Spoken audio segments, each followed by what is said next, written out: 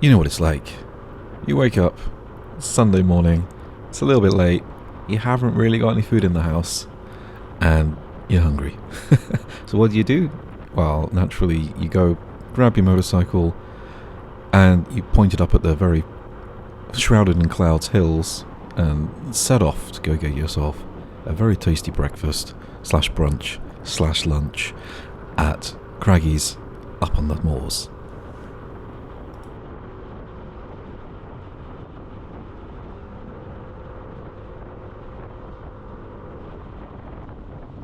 So this is actually my second encounter with fog, driving up this route.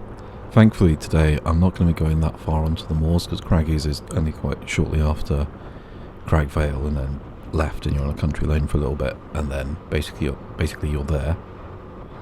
But earlier in the week I drove over to a friend's house and he lives over in sort of Rochdale, so I went fully up over the moors and the fog was absolutely horrendous, and it was also dark, which did not help matters.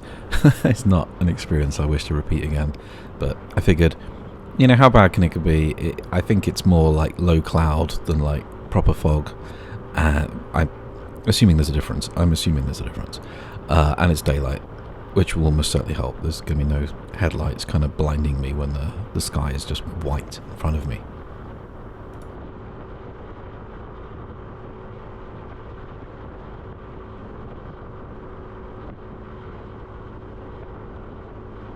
So as we wend our way up the hill through Cragg Vale, I thought it might be a good idea to sort of touch on, why am I riding a 125? Do I have a full license? And all these kind of questions. So I'm riding a 125 because I'm riding on a CBT, which is probably 99% of the 125s you see on the road have L plates on them, right? And I'm no exception. So I got into motorcycling, just under 2 years ago. I got my first bike, which was a Honda PCX. Had that for a month. It was stolen. My dad was ill and in hospital for a while, and it was coming up to winter time, so I sort of delayed replacing that till the start of this year. So February 25, I got Luna, which is this Yamaha that I'm riding on at the moment, and it's been brilliant, to be honest with you. So I don't ride it for work, so it's purely sort of practical reasons, going shopping, a little bit leisure riding here and there, and I put maybe 100 plus miles on it a month. So, it gets decent use, but it's not going to rack up thousands of miles. But I would like to get something that could do longer trips than this. Now, this is a perfectly comfortable bike to ride on, but you do very much feel the limitations of the engine power, especially if it's loaded up with luggage. So I've gone on quite a few camping trips now this year on it, and when it's got maybe 20-30 kilos of tents, sleeping bag, clothes, toiletries, yada yada, you really do notice sort of the hit that the engine takes. And suddenly, I mean, Luna as it is already doesn't massively like going over 50 miles an hour, but then on steep hills it's like, it doesn't even want to hit 30 miles an hour sometimes.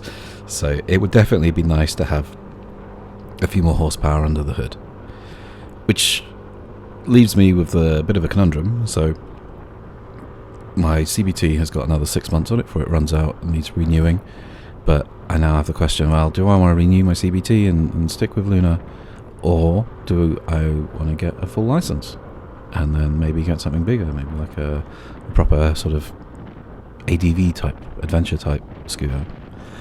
So that's kind of what I'm wrestling with a little bit at the moment.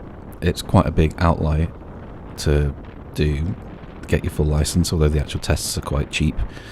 It's a case of taking time off work and obviously doing all the training and stuff that's involved. So it's probably going to be north of maybe £1,000, I would have thought, to do mod 1, mod 2 and training.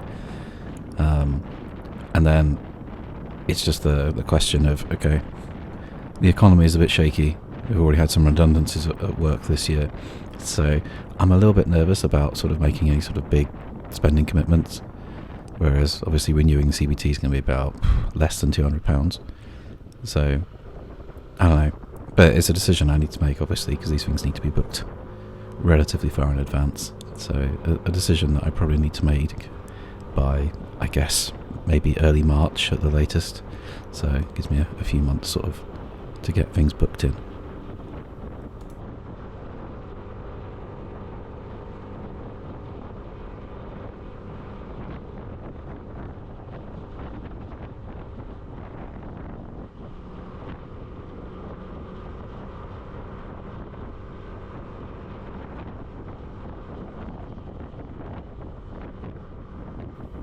And lo, we're now atop the moors and winding down the little country lane to Craggies. The fog is actually not as bad up here as I kind of imagined. In some ways, the GoPro, because the GoPro very much, the wide angle kind of emphasizes that sort of 10 meters directly in front of the camera and makes it look like that's the majority of the sort of scene that you would see. It makes it actually look even less foggy than it actually was. So with like your normal human vision rather than like this sort of ultra wide going on, it seemed a little worse than this, but definitely not as bad as when I did my nighttime trip over the moors.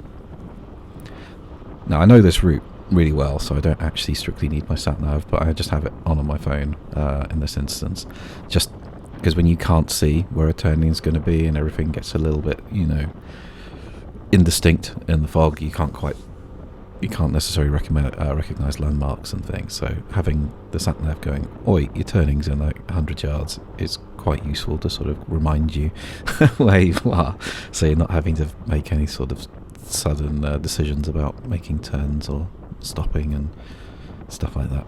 So anyway, good news is, through this very thick little bit here, this is Craggies, where I go and have very tasty classic eggs benedict and a very nice latte for about 13 quid, which is not too bad as these things go.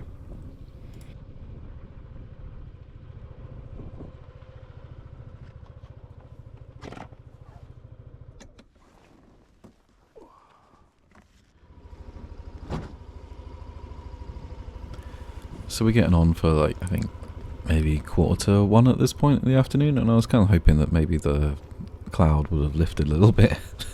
It actually seems like it's gotten worse while I was having my late breakfast. So let's plunge back into this great mass of water vapour and head back down the hill to home.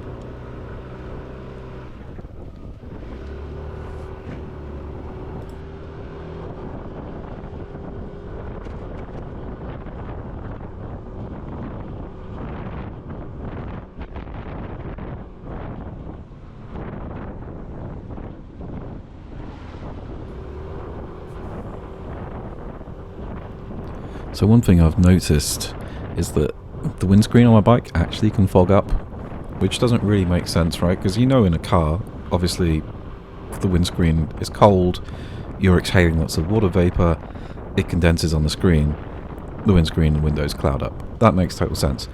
But explain to me how this happens on a windscreen on a motorcycle, where there is just fresh air on all sides of the screen. I don't understand this.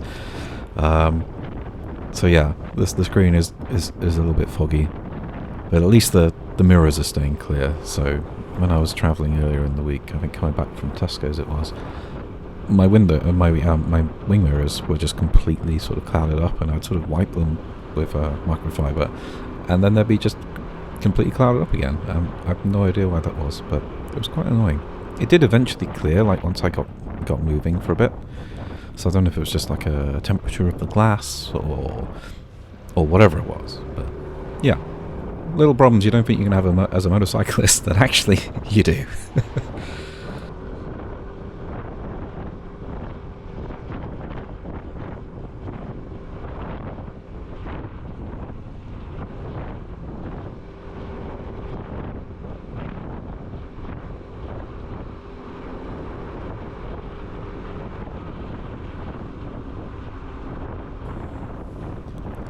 It's quite surprising how many vehicles that I end up passing going along this road. Normally it's absolutely deathly quiet up here.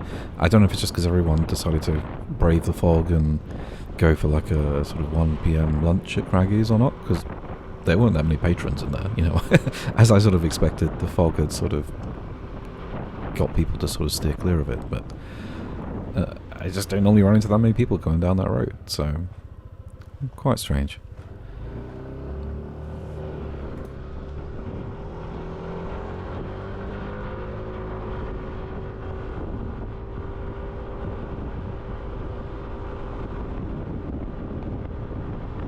Now, this is a very popular route for cyclists, right? So you kind of expect to see cyclists up here. But like that chap who's just gone past, no lights. Like every other cyclist I've passed today has had like lights on their bike, like tail lights and things. So you get a decent amount of warning that, you know, you're going to have to slow down or pull out to safely pass them. So please, for the love of God, cyclists, lights for your bike are incredibly cheap. You can pick up, you know, some USB rechargeable ones for like a tenner on Amazon. There is absolutely no excuse to be cycling in thick fog with no lights. It's just stupid.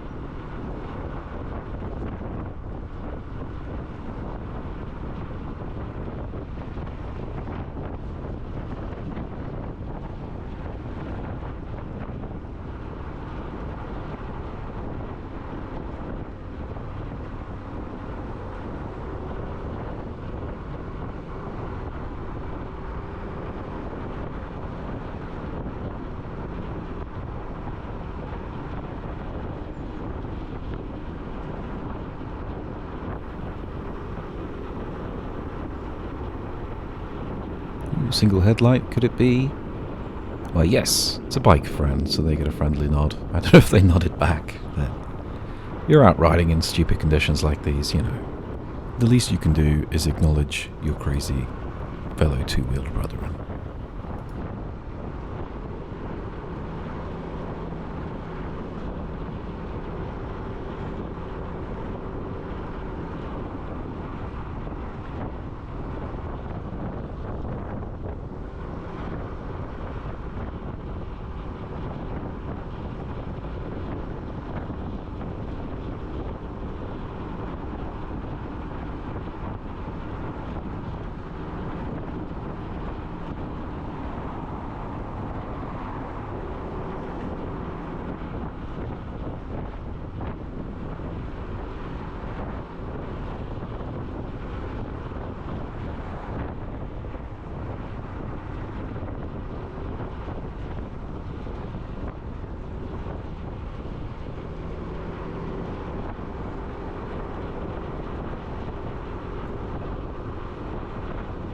Then just to make that point about cyclists with lights on, right?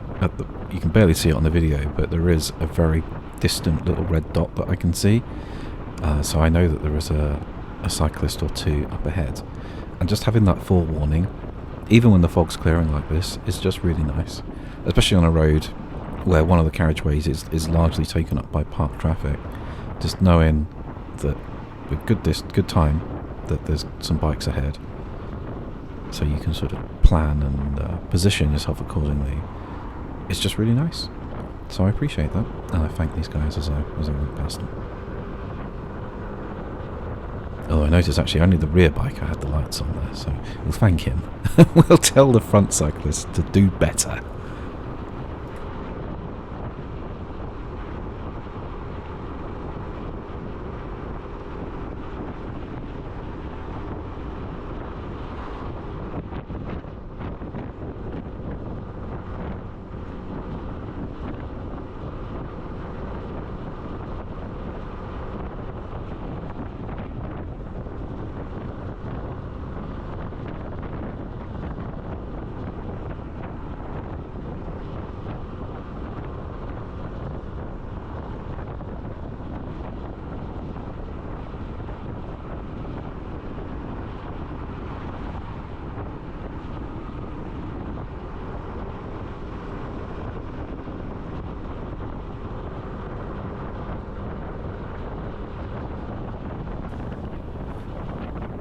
And as we rapidly approach the bottom of the hill, I think this is a good time to sign off. So thanks once again for making it to the end of one of my videos. I appreciate I've got like 2 subscribers. Probably, maybe, you know, very, very few people get this far in any of my videos or even find my videos, but if you get any enjoyment or entertainment or anything out of it at all, please leave a comment, consider subscribing to the channel. Tell me what I could do better, what you'd like to see more of, what you'd like to see less of, all of that stuff. So until next time, goodbye.